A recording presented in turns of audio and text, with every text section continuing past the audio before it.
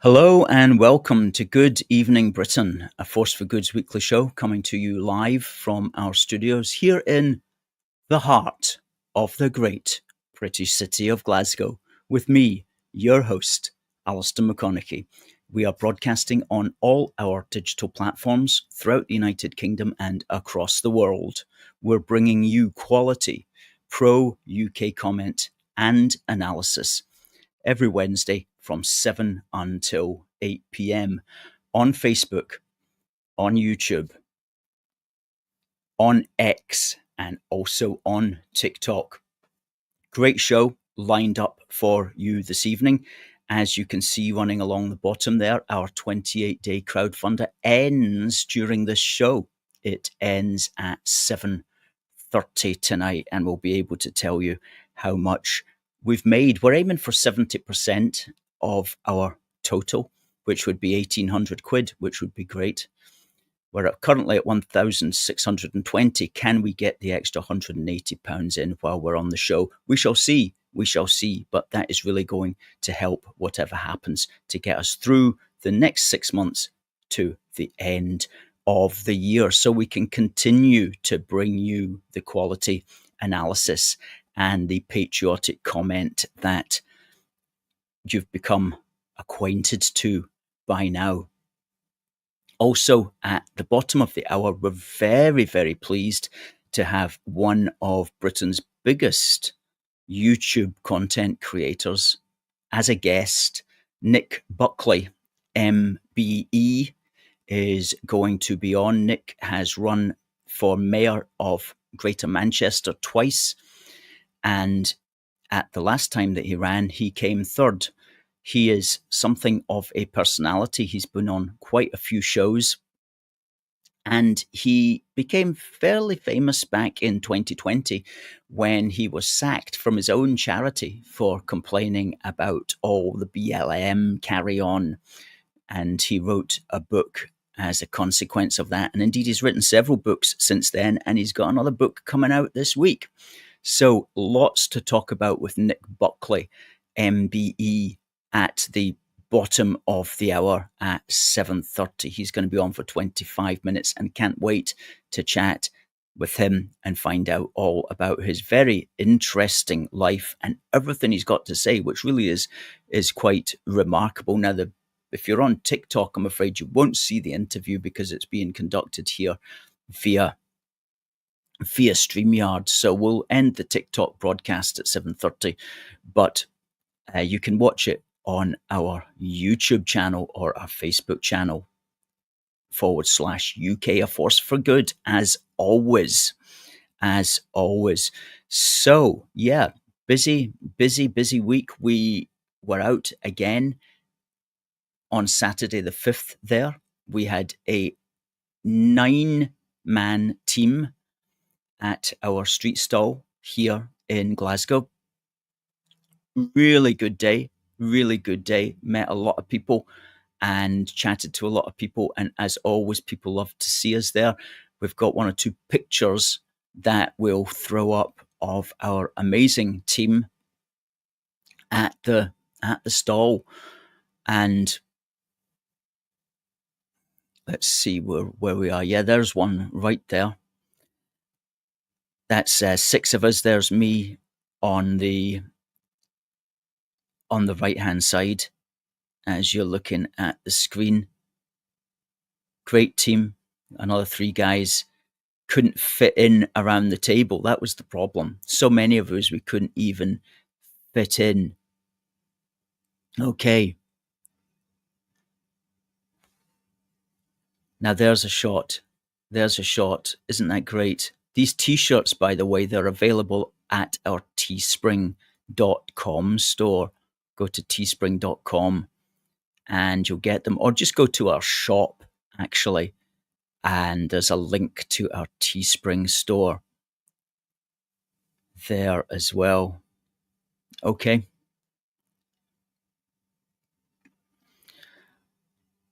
A close-up of our stall. We had a few things we were giving away there. Just keeping ourselves in front of the public. Great stuff. Okay. And there was also one of our people there. Check out this chap who is one of the guys on our stall with some AFFG designs. Very nice, including this one. Now I have to say, you cannot actually get these trainers or Force for Good trainers at our shop, but our colleague thought it would be a great idea to get them made for himself. Pretty snazzy. Pretty snazzy. Great stuff. So that was a good day. Let's have a look at some of the comments that you're sending in. Derek, first in. As you say, Derek, we had another busy street stall. Somebody said there was a shooting at the Orange Walk. Well, yes, somebody fired some air rifle pellets, we're told, which is simply not on. Fired at the march. I don't know who they thought they were or what they thought they were doing, but talk about a foolish action.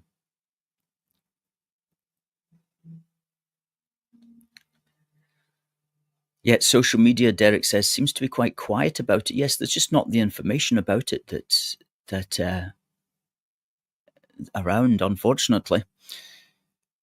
Good evening to Alan and to Oksana and to Catherine. And to Exile Viking, who joined us on Saturday. Nice to meet your acquaintance, to Exiled Viking.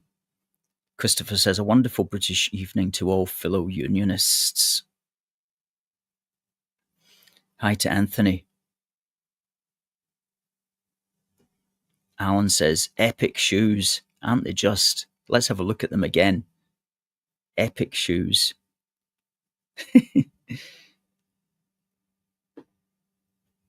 There they are. Epic shoes. Boom.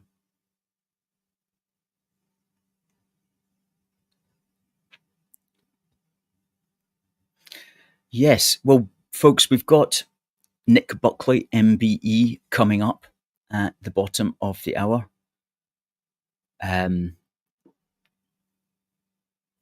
Please stick around for that. Nick has written several books, especially his big book was when he was thrown out of his own charity for criticising BLM, but fought his way back again. So a tale of courage indeed. His latest book we're going to be hearing about is on Anglophobia, which is specifically meaning, presumably, well, we'll wait for Nick to tell us exactly what he means by Anglophobia.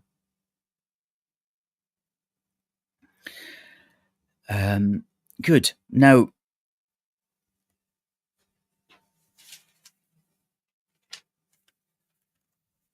talking about books, our book, we can now say with absolute certainty that our book will be released at midnight on the morning of Saturday, the 19th of July. We uploaded it today to Amazon and we requested a proof copy so that we'll have a proof copy by the start of next week. We can check the book and just check it again for typos and for layout and all that kind of stuff, ready to go, pristine, on the morning of the 19th, when, God willing, we're going to be also in Dover, launching it in Dover at the protest, which is happening that same day, called the Great British National Protest, which is complaining, quite rightly, and protesting about all the so-called asylum seekers coming into Dover, being brought in by the British state. And that book is called Protect Our Country, Policies to Stop Mass Immigration. It's going to be 320 pages long, and it's going to be retailing at $12.99, which is the cheapest we can retail it at, because Amazon does take a big cut. It takes the printing costs and it takes royalties, and we're left with what's left. So $12.99 is the cheapest that we can sell that at and still make a reasonable surplus on each copy. But $12.99 for 320 pages, info-packed pages. I look at it and I'm just, this is the most amazing creation. It really is the result of years of work. If I had wanted, I could have written twice that, and we will write more on the matter, but it's all the information that you need to know whittled down into the policies, and that will be going live. You'll hear all about it on our platforms when it goes live. But at that point, all you will need to do is search Amazon for Protect Our Country, and you'll be able to find it anyway. It's volume 2 of a big book for the Union series. Now, talking of Dover, something I want to talk about. Matt Goodwin writes a lot of really good stuff, and he published this article or the Daily Mail published his article, 3rd of July, 2025. Matt Goodwin, Labour's loveless landslide, 1 year on.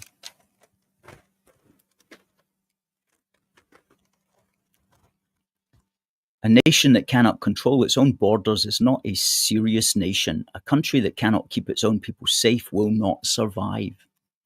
But this is precisely what Britain, our home, has been reduced to under Starmer's watch. Absolutely. For it to be a country, it has to have a protected border.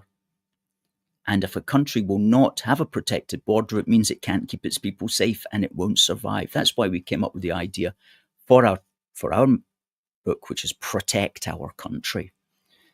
Lots of good material in here. I do want to raise a point, though, with something that he said, which I think is really quite important. He said,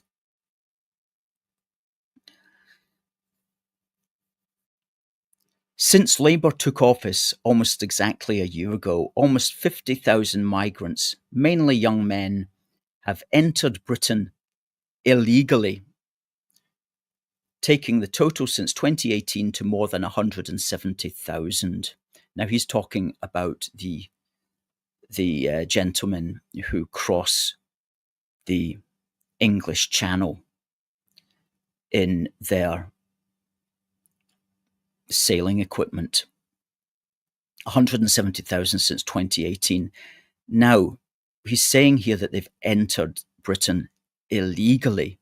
Now, I know that he's saying that for the purposes of rhetoric, and it works to get people annoyed that illegals are coming in. But I do want to emphasize that that's the incorrect way of framing it, because they're only being allowed to do this because that is a legal form of entry, a legal, Legal, a legal form of entry under Britain's membership of the UN Refugee Convention. Under Britain's membership of the UN Refugee Convention, you are allowed to get into the country any way you want. Legally, it's perfectly legal if you're going to claim asylum.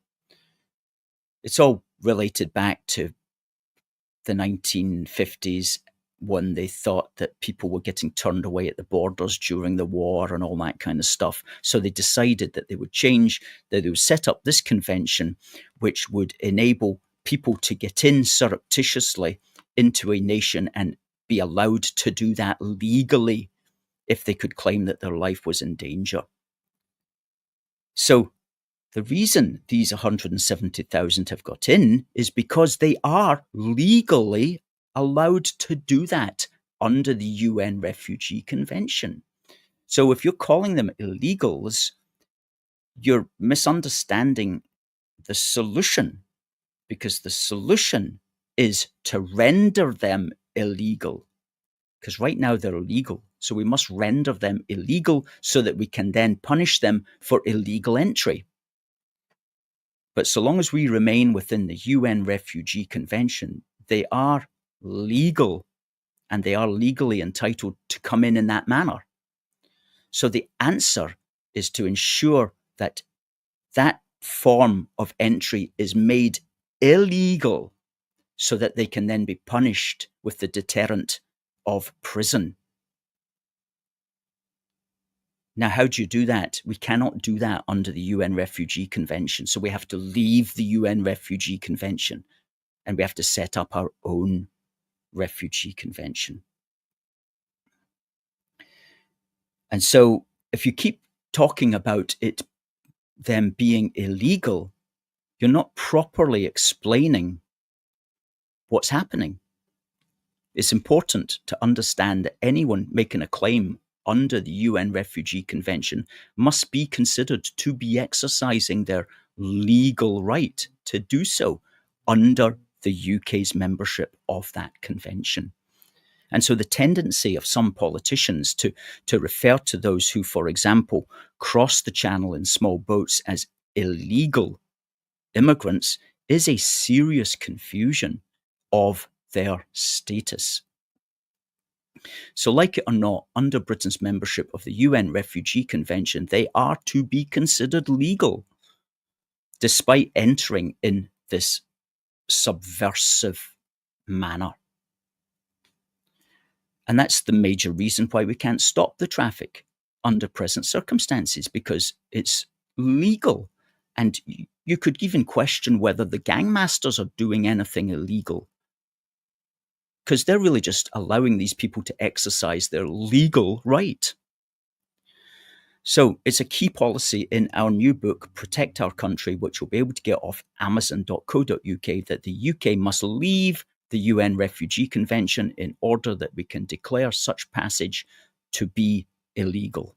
And when we do that, when we declare that passage to be illegal, then we will be able to accuse those who engage in it of being in clear breach of our immigration law of entry.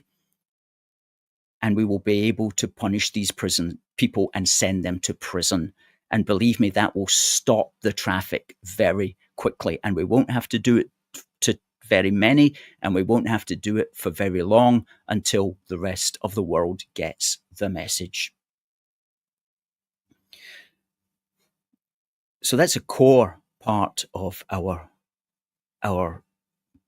manual, our Stop Mass Immigration manual, which people will not have heard properly expressed in those ways before, until a force for good comes along and just lays it out, and we can talk about it. We can say these things publicly.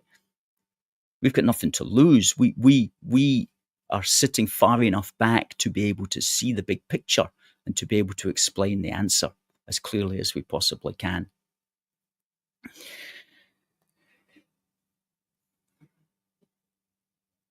So folks, we've got Nick Buckley coming up at 7:30, Nick Buckley MBE of the Nick Buckley YouTube channel, one of Britain's biggest patriotic YouTubers. You'll see the interview here on facebook.com/UK A Force for Good, or on our YouTube or X pages.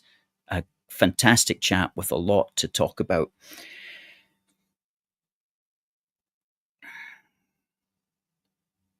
Let's see what we've got here. Oksana says, there's also a lot of NGOs involved. They benefit financially, as do the charities that encourage this. Absolutely. It's an absolute money spinner with guaranteed customers as long as Britain allows it. Hi to Derek.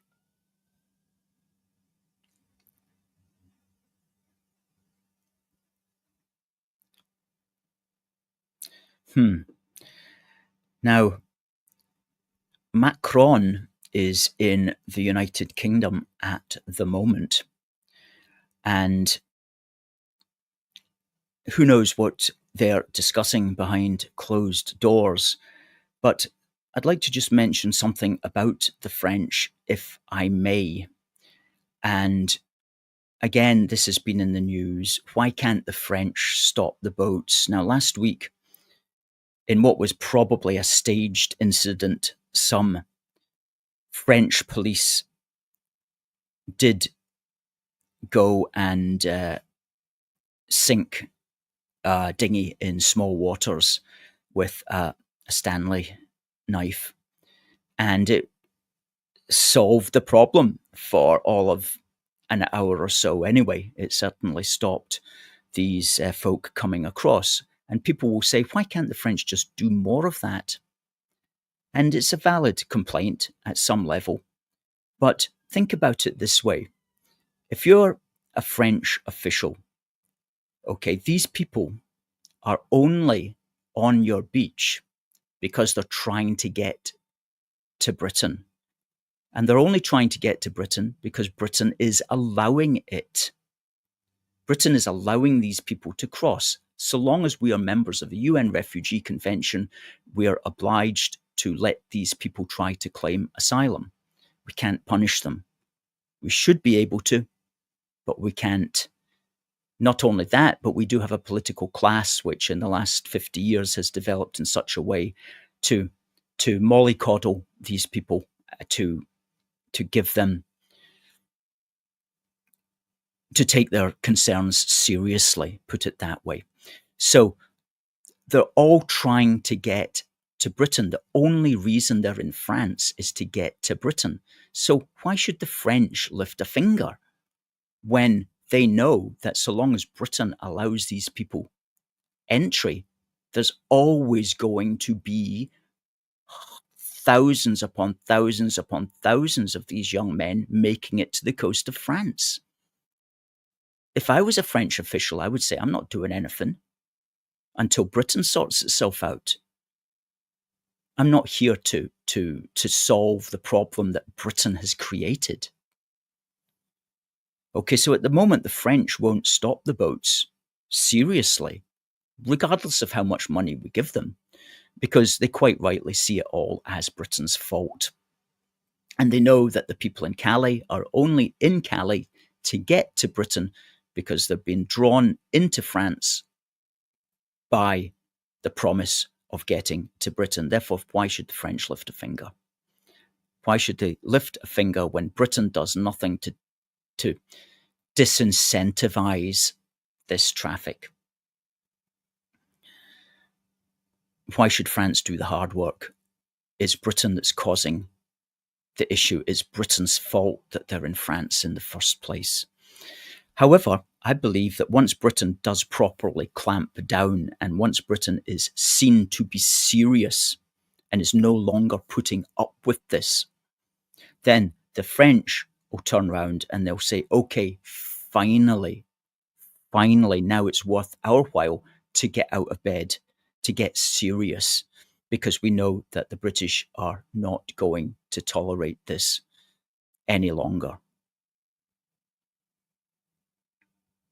So France, I think, will only get serious when Britain gets serious about stopping the pool of these people into France, which we can do when we leave the UN Refugee Convention and when we set up a new law that anybody entering via the channel gets fast-tracked to prison, regardless of what you claim is happening to you in your homeland. You'll go to prison and then you'll be sent back. And once we're out of the UN Refugee Convention, we won't need to care about whether it's a safe country or not. We can just send them back, which is what we should have been doing in the first place. And that will stop the traffic. People will just go, oh, it's not worth checking out Britain anymore. We may as well go to another country and try our chances there. So I'm not pro-France, but I do understand why the French are lackadaisical about this. I do understand that they see it as Britain's fault. And until Britain does something to stop the attraction of these people, then France is is not going to solve the problem. So it's Britain really that has to get its act together. Will it get its act together under Keir Starmer? Possibly, possibly not. But let's hope that if a new government comes in, whenever that may be, that they will at least know how to deal with it. And if they've read our new book, Protect Our Country, Policies to Stop Mass Immigration, they will totally understand the philosophy and they will totally understand the policy behind how to stop the boats. Great, great. Folks, in a couple of minutes, we've got Nick Buckley coming on. You won't be able to see the interview with Nick Buckley if you're on TikTok, folks.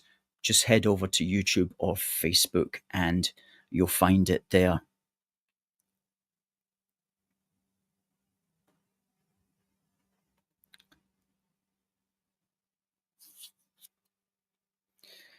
Yes, good. Okay, now, folks, I'm going to have to say goodbye to you on TikTok because we're going to bring in our guest here. But thanks, everybody, for watching on TikTok. Do give us a follow.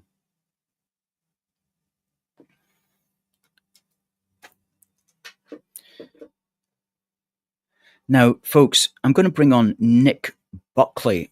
Many people will know of Nick Buckley. For those who do not, Nick is one of the most successful and certainly most hardest working, indefatigable YouTube content producers on the patriotic field in the UK right now.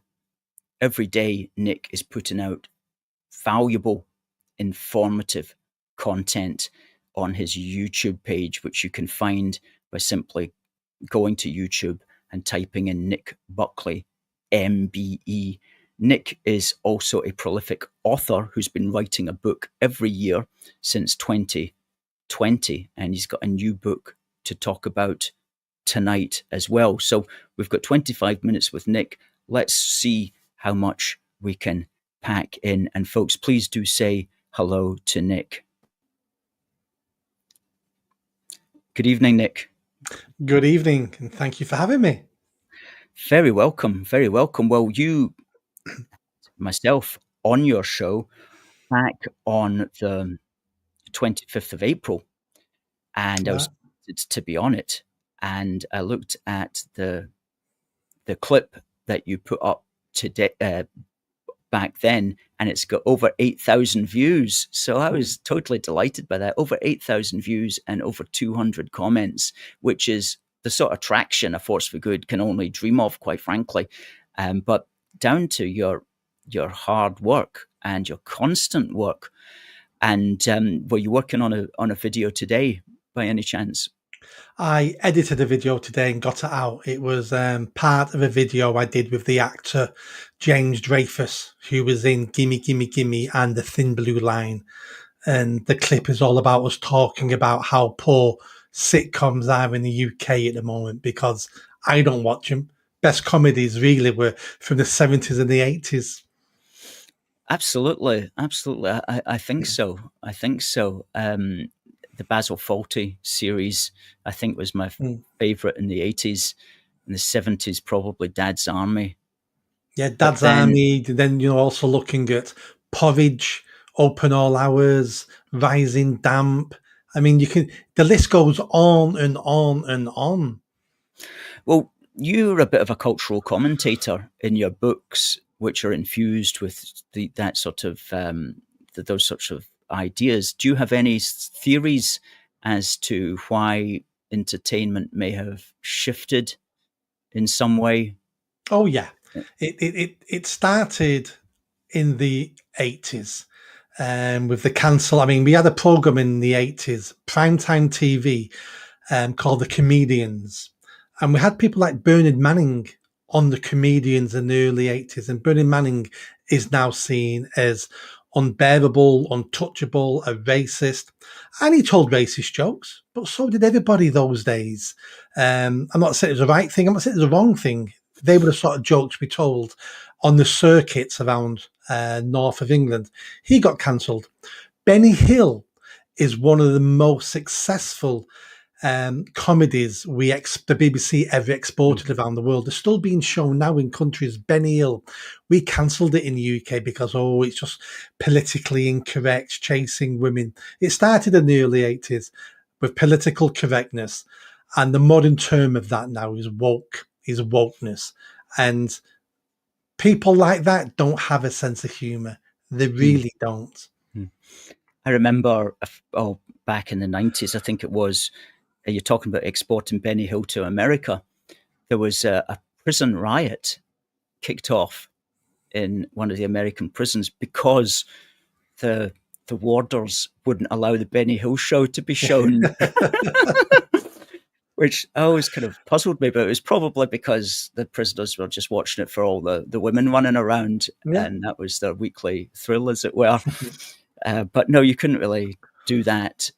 Not even at 8 o'clock at night or something like that, which when these programs were aired. And in fact, there was quite a lot of stuff in the 70s, especially that was pretty weird, especially for children as well. Children's programming back in the 70s, I think it disturbed a lot of us in many ways.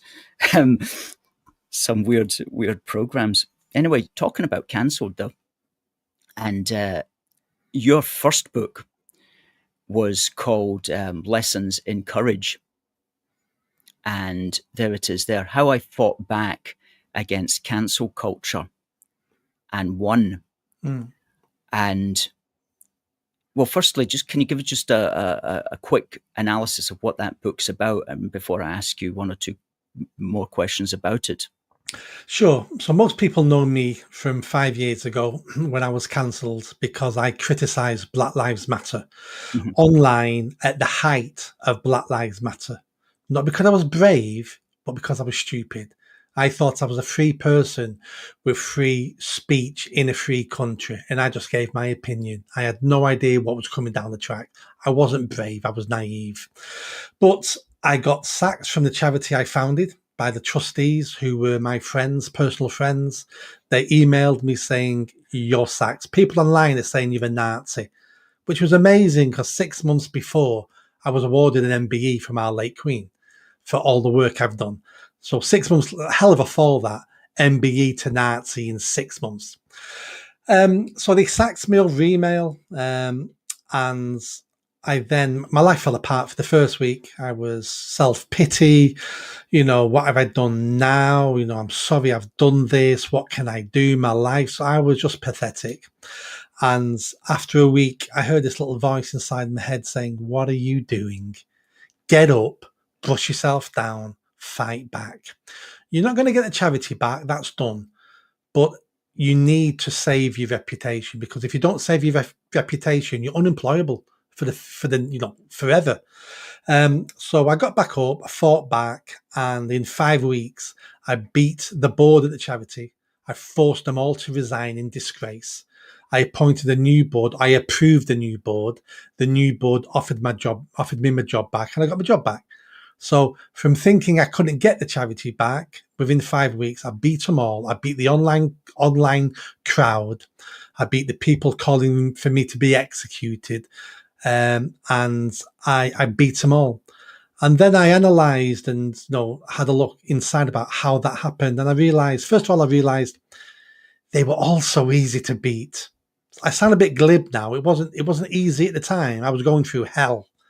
But in hindsight, it was like, Jesus, that was easy to beat. They were all cowards. People online were cowards. The trustees were cowards. Nobody wanted a fight. And they should have known I was going to fight back. I've been fighting all my life.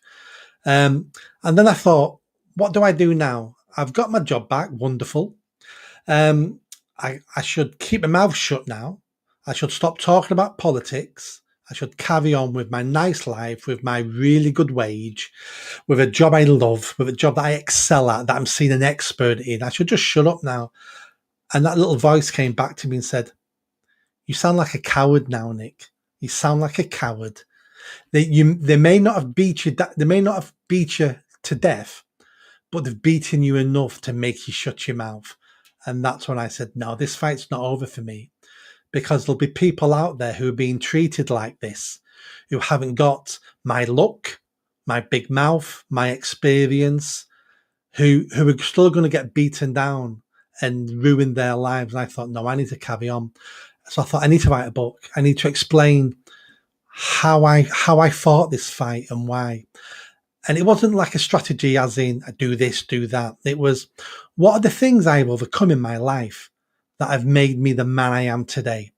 Because let's be honest, all our lives are tough. We've all overcome things. It doesn't matter who you, it doesn't matter if you're a millionaire. We've all overcome things in our lives to get to where we are. It might be death of a parent. It might be getting over an illness. It might be a wife cheating on you. We've all overcome difficulties, and those difficulties give us strength. So in my book, I was showing my difficulties in my life and how I used the learning from those difficulties, to toughen me up, to make me more resolute, and to give me the confidence to be able to fight back. And that's what the book's about. And at the end of the book, I rip off the last chapter. I rip off Jordan Peterson because he had a bestseller at the time called 10 Rules for Life. And I thought, I need to tap into that. It might sell more books. So last chapter was my 10 bits of advice about lessons in courage. And I give examples such as chin up when you walk into a room, shoulders back, chin up, because you've got nothing to be afraid of. But if you portray yourself as confident, people will think you're confident. And there's only two types of people in this world: unconfident people and unconfident people who pretend they're confident. They're the only two people in the world. So just pretend you're confident and you're halfway there. Start saying no. When people actually do something you don't want to do. You're at work and someone says, do you want to go on this training course about white fragility? No. Don't explain yourself. Yeah. Why don't you want to go? I don't want to. No. Can you explain yourself? No. You owe no one an explanation. Use the word no. It's a very powerful word. It shuts people up because they don't know how to come back to that. And I gave 10 tips about how you can be more confident and how you can be not brave, because I wasn't brave, and I don't want people to be brave because that's a sort of different thing altogether. I just want people not to be cowardly. There's a huge difference there. Being brave is knowing you're going to face consequences, but you do it anyway. Not being a coward means you're scared stiff, but you know it's the right thing to do. So therefore you have to do it, and you're scared and you don't want to do it. So don't be a coward. I'm not asking people to be brave. So that's what the book's about.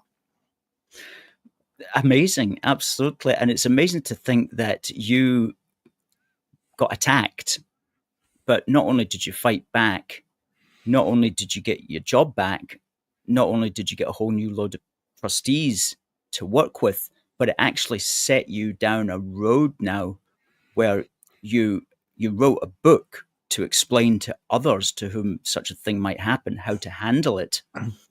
And it also set you down the path of being, I think it did anyway, correct me if I'm wrong, of being a YouTube creator, putting out what you believe best part of every day, really. So, I mean, talk about winning. That's an incredible line of wins that you stacked up upon some person who no doubt complained about something you had said, which would only be reflecting what everybody was thinking at that ridiculous time in 2020, when it was a kind of revolution because they locked people in their houses, and then they promoted that whole crazy BLM thing to drive people to distraction and confusion. And I do think it was a kind of revolution. I'm not saying that it won or beat us entirely, but it did move things their way, a big way. It felt like it felt like they were going to burn the country down. They were going to burn the West down. At that time, the Prime Minister wasn't even commenting on anything. Everybody was scared stiff. They thought a revolution was coming. Now, just to go back to something you said, that I had a series of wins. It sounds like that, but they really weren't wins. I had a series of losses. They could have been worse, but there were a series of losses. I lost friends. I lost the friends at the charity, the trustees, they were friends. When I came back, the charity was almost went under because all the funders pulled out. I had to save the charity. And by doing that, I had to make people redundant straight away. That was the first thing I did when I came back. I had to make 5, 6, 7, 8 people redundant. And they'd been with us years. That wasn't a win. I then spent a year saving the charity. Most of our funders pulled out. Councils stopped working with us because of the bad press. And after a year, I saved the charity. And then I realised I had to resign because the councils, the housing associations, funders still wouldn't give us money because it was run by Nick the Nazi. So I still had to leave. I left on my terms, but I still had to leave. It was a series of losses. They just were less of a loss than they would have been. Yeah. That just shows you the power of the state to give money to those it approves of and those it doesn't approve of. I mean, I'm not against that as such. I would like to see the state take money away from lots of NGOs and charities that are subversive. In the new book that we're publishing next week, Protect Our Country, we do advocate that those NGOs that say want to help integration of say refugees, okay, it's fine to give them money for a purpose that will be necessary for the wider society. But when those same charities move to becoming politically active, politically promoting more immigration, politically opposing government policies, and basically just campaigning for open doors, which is really what many of these charities do, then they should be fully or partially defunded. They need to be kept in line because, as I always mention, when Rishi Sunak had his Rwanda scheme, there was hundreds of publicly funded charities that were campaigning against that policy. So the Tory party, the Tory government, was paying millions to charities that were campaigning against the Tory government's policies. That, to me, doesn't compute at all. Yeah. But in your case, what was the charity specifically focused on? So the charity was called Mancunian Way, and it had several projects. The two main projects was the one it's still running now, which is working on the streets in the evenings and weekends, engaging kids, stopping them getting involved in crime and antisocial behaviour.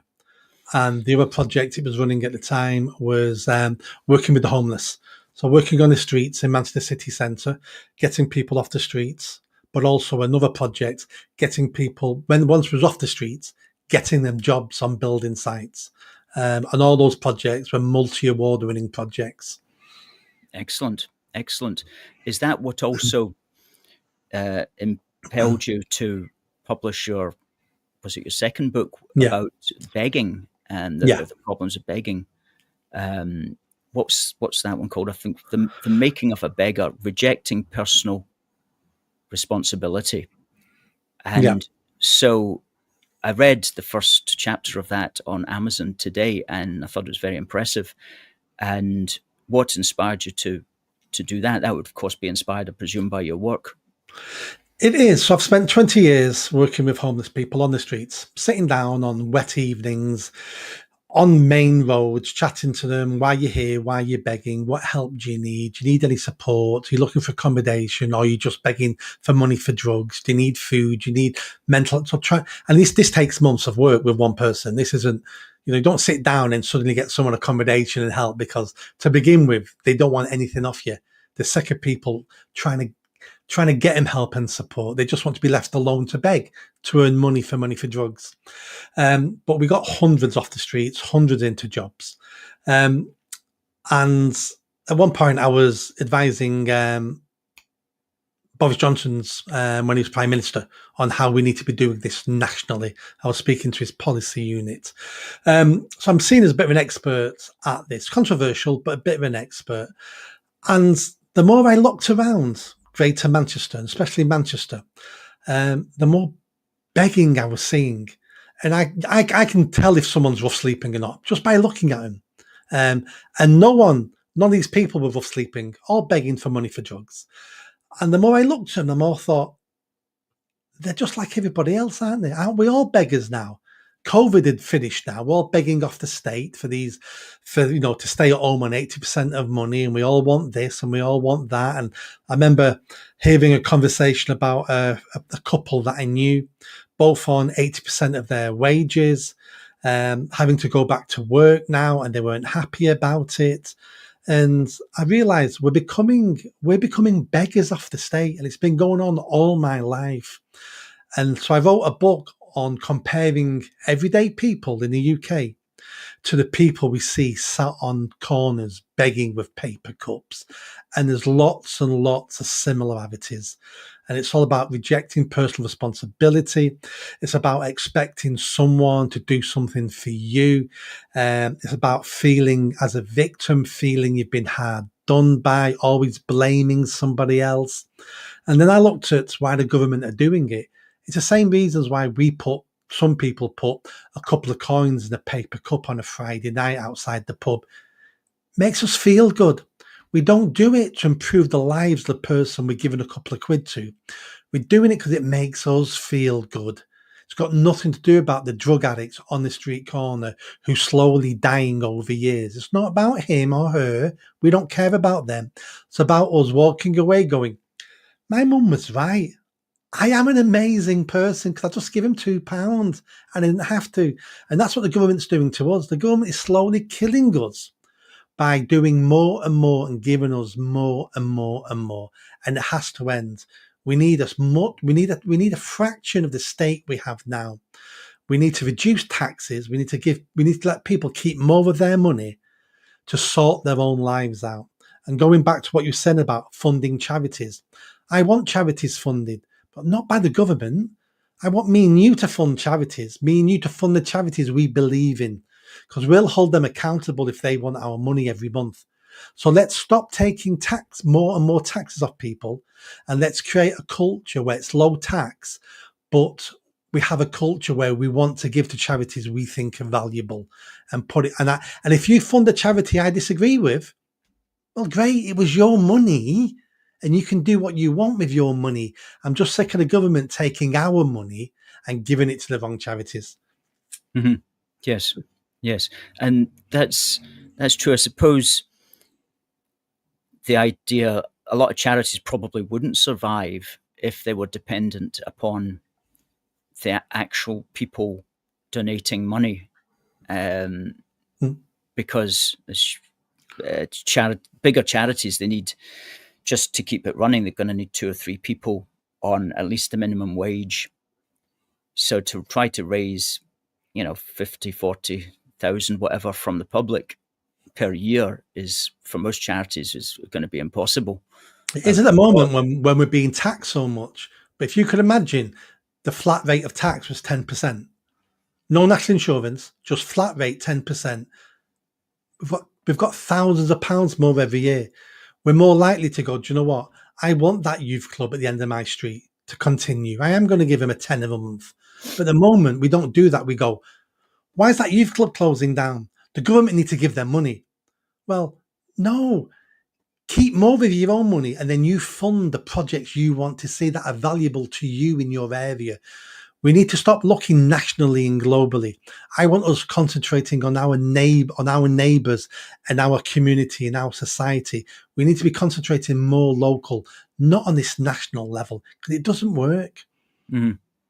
Yeah, that reminds me of the famous saying that everybody wants to save the world, but nobody wants to help mum with the dishes, which is a good way of doing it. And certainly the point that you made there as well, but feeling good, I suppose in some cases people will do that just for their own sort of self gratification. At least they're given some money, I suppose, is one. Let me give you a couple of real life examples about people on the streets that will put this into context a bit better for your listeners. So I remember once seeing a guy on Deansgate in Manchester City Centre, big main road to the city centre. Never seen him before, so I sat down with him, had a chat about why you're here, what can we do for you? We're going to stop every time we see you now, see how you're doing. I can't remember how the conversation got to this point, but he said, I'm better than a rat.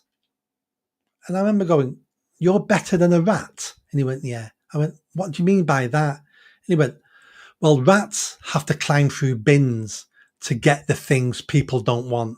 I'm lucky. People give me the things they don't want. At least I'm better than a rat. So people who keep giving him half-eaten burgers, bags of chips, a couple of quid, and think they're doing this man a favour, they're not. What they're doing is they're slowly chipping away at this man's self-respect and his humanity, because he knows he only gets given the crap you don't want. And it's got to a stage now that the best thing he can say about himself is, I'm better than a rat. Yes, that's not a very good statement. That you don't want to be saying that to yourself each morning. No, that's terrible. Well, amazing work that you've done with the homeless people in Manchester, and talking about your other books as well, because I know you've got a new one coming out. You had a book on the English specifically and on England that was published last year. What was that one called? That was called England's My England, the death and resurrection of the greatest country to ever exist. Excellent. I love your subtitles. Absolutely fantastic. So carrying on, that was presumably what's the word? When you boost something for England anyway, a big elaboration on how good England was. But now your next one's on Anglophobia, and we've got a cover of that one as well. Nick Buckley, Anglophobia, a price worth paying to be English. A price worth paying to be English. That's an interesting subtitle. Well, firstly, how do you define Anglophobia? So that's the first bit of the book.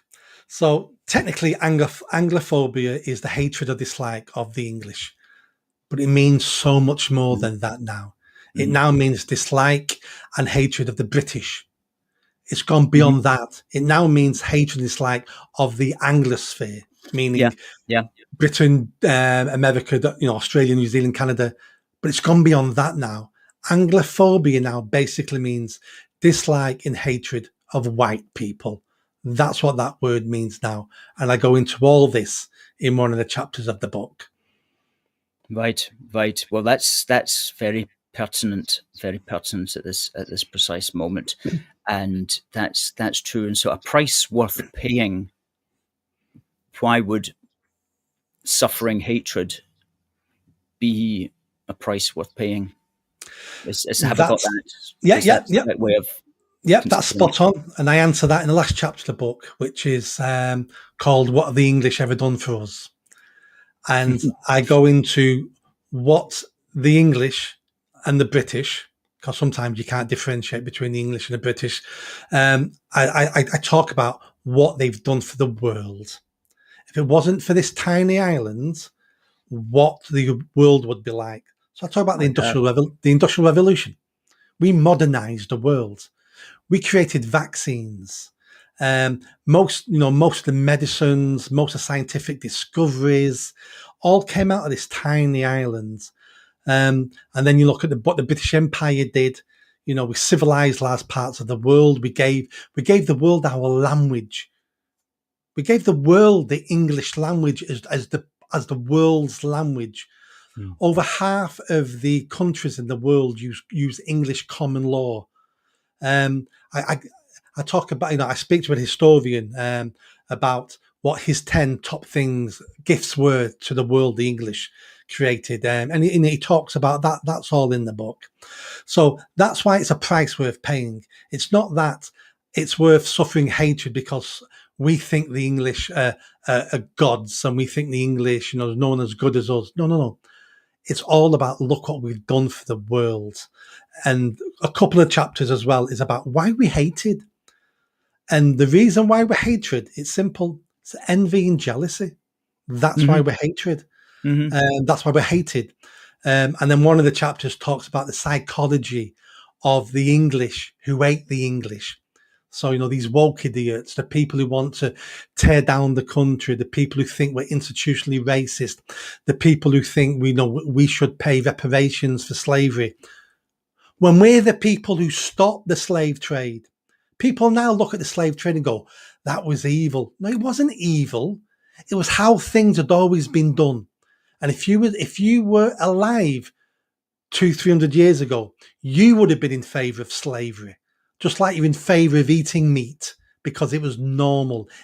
It took some special people to be able to see beyond tradition and the evil humans can do, to see beyond that and go, no, we're going to change this, and we're going to have to convince the world that slavery is wrong.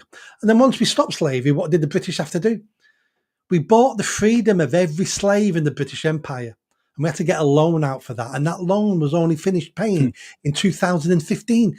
Me and you helped pay that loan with our taxes. So we owe slaves nothing. The descendant slaves nothing. I tell you who do owe slaves something: Africans. It was Africans who went round enslaving their neighbours, raiding other countries and enslaving those people. Virtually every single slave on the transatlantic slave trade was captured and enslaved and sold by a black African. It was the British who ended slavery.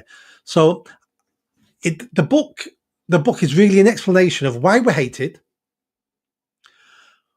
And I really go into the psychology of it, because I want people to understand, because until we understand why we have Anglophobia, why we're being attacked at the moment, well, how are we going to defend the country?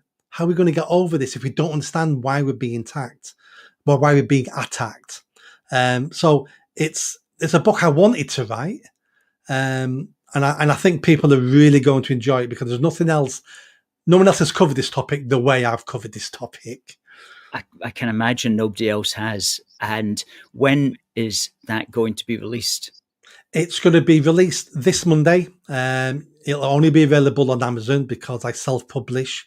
My first 2 books you talked about, I had a publisher for them, but I gave up with publishers. They sell the books too expensive. And I mean, when those books came out, they were 30 quid each.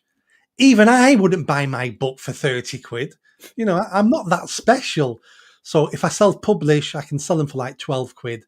And then the older books, you can buy my older books now for £7-8 brand new off Amazon. So I self-publish now. It's so, if you want to self-publish, do it on Amazon.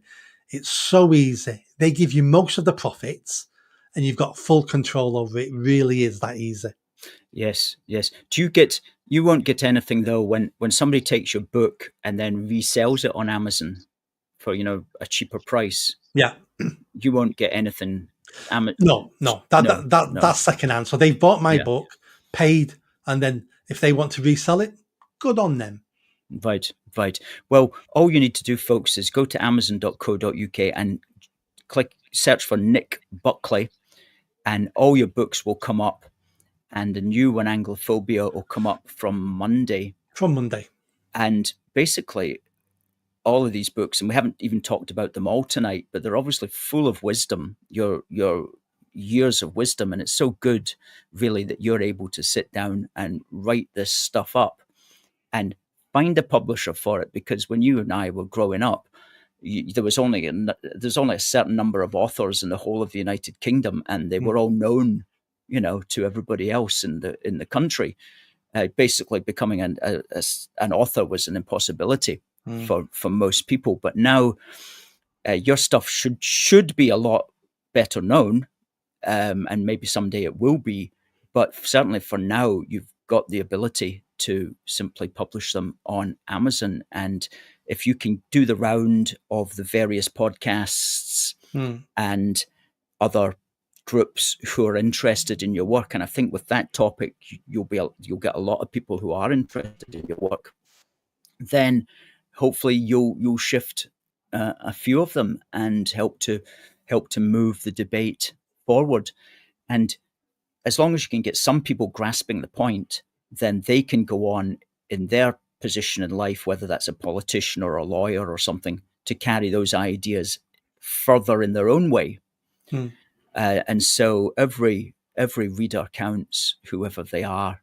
Yeah. And it's excellent that you're doing that. So folks, also check out Nick at youtube.com/Nick Buckley MBE. all one word. And you're also on Twitter or X at Nick Buckley, MBE. I'm basically on everything with the same handle. Everything is Right. Nick Buckley MBE. So it depends. Excellent. Whatever you're using, I'm on there somewhere. And you're also on Substack. I see we Yeah. get your Substack emails daily, actually, which is great. Just shows the amount of work that you're putting into all your platforms. Brilliant. Well, it's been a half hour, Nick. It's gone very quick. I hope that we've educated people to your work and given them a flavour of what you're about.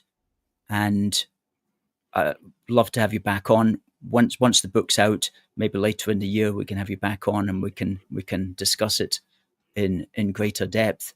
But until then, more power to your writing and YouTube elbow. No, thank you so much for having me on. And in a nutshell, I think what my books are really about is I want you to be a better version of you. How you achieve that is down to you, because I don't know you, but I want you to be a better version of you because the country needs a better version of you. Great. I love it. I love it. Motivational message. Okay, Nick. Good night. Good night. Thank you. Fantastic. Well, Nick is a remarkable character and a remarkable writer and a remarkable podcast host. And if you don't know about Nick, if you did not know about Nick prior to now, please do check him out.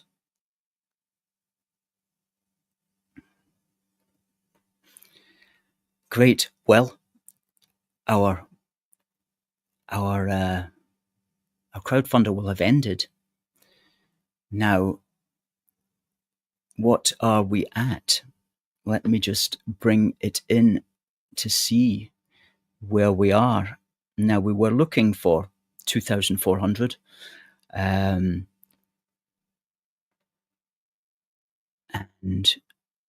we've got, at close of play,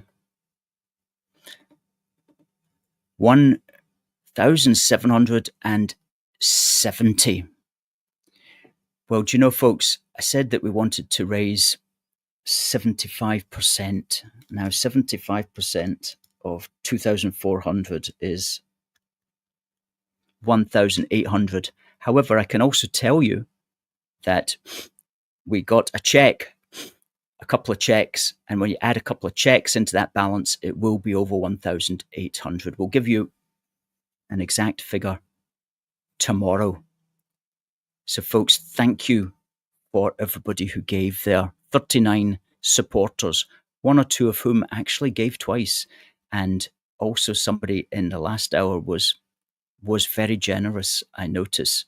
So thank you very much for that. That's going to keep us going for the foreseeable future until the end of the year. It's also going to help get our book published to pay the graphic designer. It'll help our activism in Dover, which will be on Saturday the 19th, the day that our book is launched. And it will also help keep us doing what we're doing, what we do so well. So thank you very much for all of that. Now, we're not going to be here next Wednesday. We're going to have to be concentrating on other things next Wednesday, but we'll be back the Wednesday thereafter. Catherine says, excellent conversation. Thanks, Nick. Dan Tag says, stay strong, love yourself. Christopher says, thank you, Nick. Catherine says, well done, everyone, for the crowdfunder. So a special thanks to our guest this evening, Nick Buckley, MBE.